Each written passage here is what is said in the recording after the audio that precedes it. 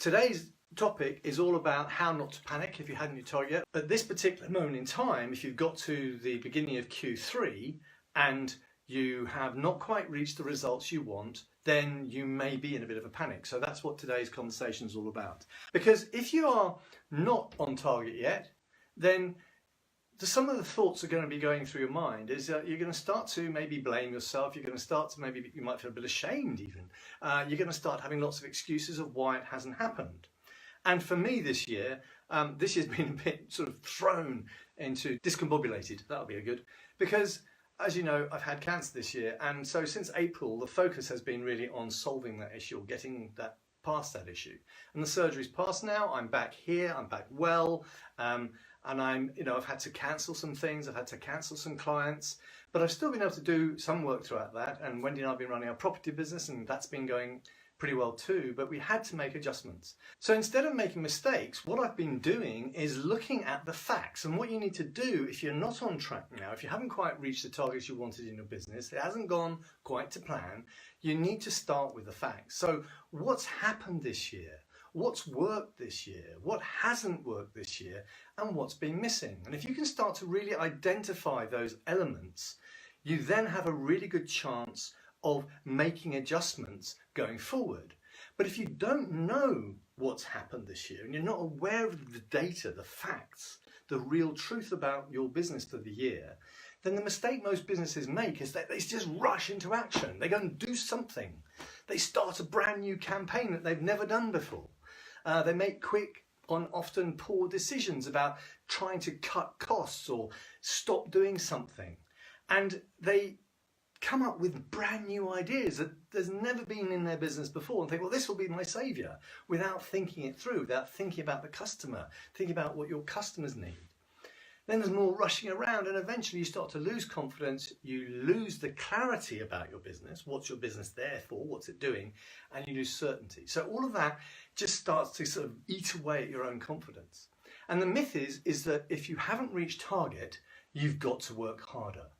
And actually, that's probably the least true statement you can make. Because if you haven't hit target, it's not that you haven't been working hard that year. And for most people that come and watch my Facebook Lives, they're not people that don't work hard. They're people that work really, really hard at their business.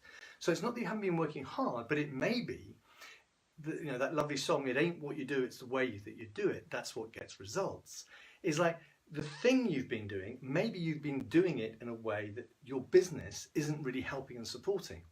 Because the environment that your business isn't really helping you achieve the results you want to achieve. So you're either focused on activity, which is a well thought out plan, and you're doing it step by step, or you've been flitting from one thing to another, trying to figure out something that's working and hoping that something's going to really start to deliver results. And often I come across businesses that fall into the trap of trying to do too many things. You heard earlier this year, I took out £1,800 of cost a month out of my business. Well, I was trying to do too many things. And I've really, pardon me, wound it back and started focusing on fewer things and doing those better. And that's starting to produce the results I want to produce in the midst of all the other upsets we've had. So what I want to do is give you 3 tips for actually how you can catch up now. Because, what you need to do now is focus on the last 48 days or 47 days we've got to the end of this year to get as much cash in sales into your business as possible. But also we need to start thinking about how this is not going to occur again next year. And especially if you're starting a business up, if you're at that embryonic stage, it's really easy. And Anna's saying, that's me. It's really easy to have lots of things happening and being pulled between lots and different things, trying to sort it out and not focusing on a few key things to make those work well and then get on to the next thing. Because actually, if you think about it, if you pick 1, 2, or maybe 3 threads of your business maximum that you're really going to focus your time on, pick the ones that are going to give you the greatest return on your cash or performance for your business, and just focus all your time on that and put the others aside. Don't forget about them, but put the others aside until you've got 1 or 2 things working, and then add another one in. In fact, some people say, just do one thing, get that working, and then add the next thing. And that probably is the truth, but it's really hard to do that because you feel like you're losing out on opportunities. But if you really focus on one thing and do it well, you'll build client base in that one thing, and then you can move on to the next thing. So what are the 3 tips for getting your business towards being back on track between now and Christmas? And they're really simple things. The first thing is, do you remember those customers that bought stuff from you once before and haven't bought anything from you recently, whether it's a product or a service? Why not contact them? Not contact them to sell them something, but contact them to reconnect with them. Find out what's going on for them. Find out how they're doing. Find out what challenges they're faced by, and maybe then give them something for free, some advice, maybe some information, a trial of something, so they can just see if that's going to help them deal with their challenges. And then, really importantly, follow that up. Now, that's something you could do this week. You could write a list of customers that you've had business with before and do something to see if you can get more business directly from them, because they may need something from you and they may need to be able to do it. I'm sorry, I just saw a message there from Anne-Marie. I'm not on track yet. I've been busy with holding all the balls in the air the last few months, and there's a bit more there and I can't see what it says because I have to press the button. But you're absolutely right, Anne-Marie. You know, when you've got too much going on, you've got to decide which balls you can just put down that aren't critical and focus on the really important things. But that needs a level of certainty, clarity and confidence in your business, and you've got to get to that piece first. Revisit past customers, but then you've also got existing customers, people who are currently working with you now. And maybe you should be asking them, look, how's it going? How are things happening for you? Have you noticed any changes in your business? Have new opportunities or challenges arisen because of the work we're doing together? And is there something else you might need? And again, then give them some guidance for free, a little thing, just to show them, to demonstrate to them what you can do, and then follow up with them and see if they'd like to take that on board, because that might help them get back on track towards the end of this year. So it's actually helping your customers deliver their business to their customers better by actually identifying what it is they need to make sure their business can work. And if you can help them provide that, offer that, and then you're going to increase your revenue from that customer because they're going to spend more money with you. And you've already established the relationship with that customer. That's the important thing. These customers already have a relationship with you, so you're not having to go through the whole new thing of starting something up, which is like, oh yeah, find out who I am. These people know you already, and it's much easier to work with people who know you already. And that's the third category of people who haven't bought from you yet. They're people who've maybe spent time with you, who've listened to you, who've had some conversations with you or had free conversations with you, but haven't yet worked with you. And it's going back to them and saying, okay, look, we worked together, you know, we had a conversation or we did something, we met and you talked about this. How's it going now? Because if you have moved forward, great. What have you learned? What's happened and what's changed in your business? If you haven't, what's got in the way? And if you have a product or service that can help them, then maybe right now is exactly the time they're going to go, actually, do you know what? I realise now if I did that now, next year, my year's going to be better. So this is for your business and it's also for your customer's business. And remember, you're looking to find out what are the challenges these people have? What are the challenges they've got in their business, their products and services? What do they need? What's going to change it for them? And if you sell directly to the public, so B2C, then still have that conversation, but what are the needs of your customers? They still have needs. They still have things that they want to change in their life. Really get to know them better. So actually, in the 47 days between now and Christmas, really make it your goal to really reconnect with all of your previous customers, your existing customers, and your potential customers to understand what are the challenges they face. Because if you can get 1, 2, or 3 of those people coming to you and doing some more work with you or buying some more of your products and services, they can also help you plan what you're going to do next year. And that's really important because then you're going to start to put things in place. So what is it about you can do for next year? So what are the things you can do to make sure that 2019 isn't a repeat of 2018? What are the things you can put in place today and over the next 48 days of work between now and Christmas so that you are ready for 2017 and you start 2019 and you start 2019 with a flourish? Well, first of all, what we tend to do in business, and if you listened to my Facebook Live last week, you'd have heard me talk about this as well.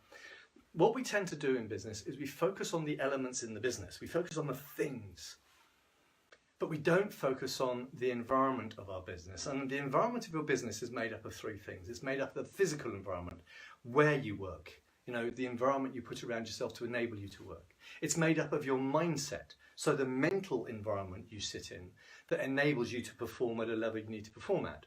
Or it's the the foundations of your business, the purpose, the behavior, the customer experience and the leadership that you need in your business to make it work. If you're going to create a realistic plan for next year, you need to have those foundations and that environment clearly mapped out so that you can make the environment happen. Because if the environment happens, then guess what?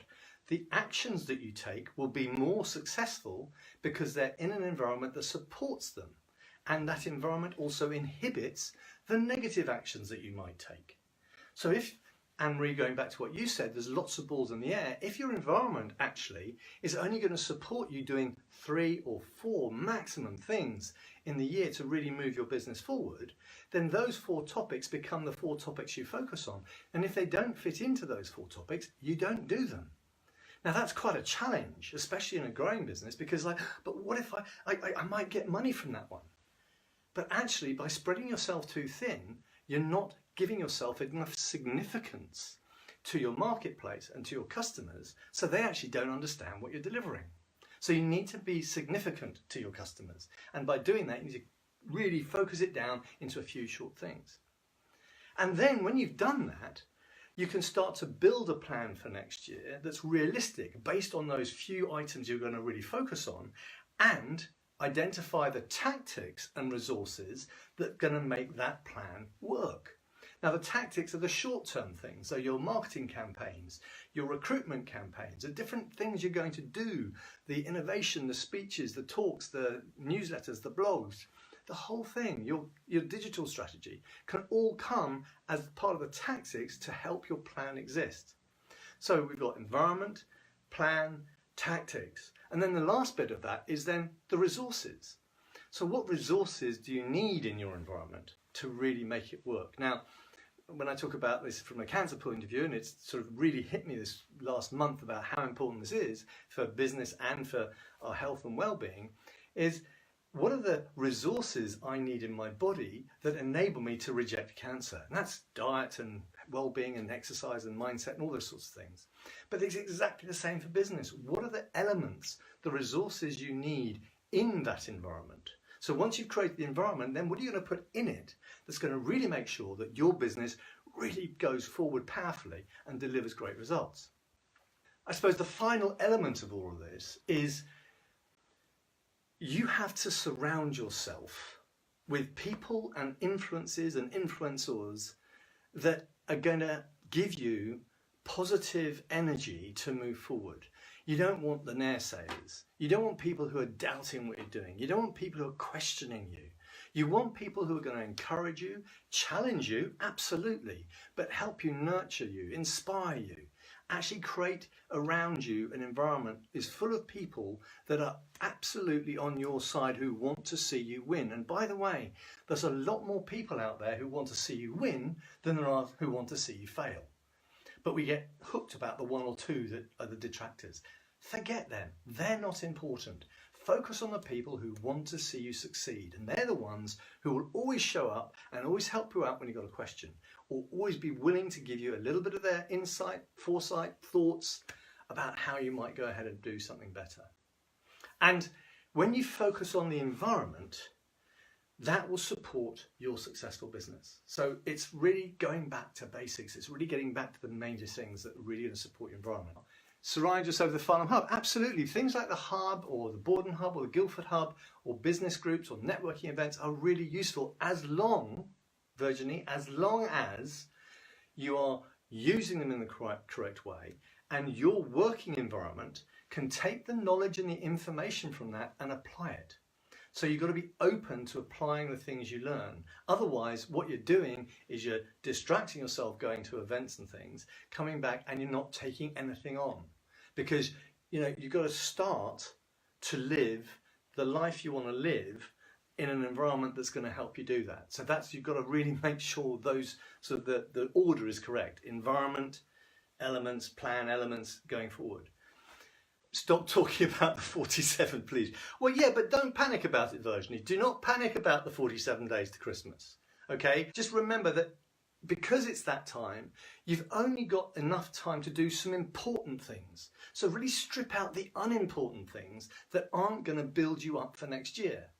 Because if you're doing things that are going to help you grow and develop and build the business for a better foundation for next year, great.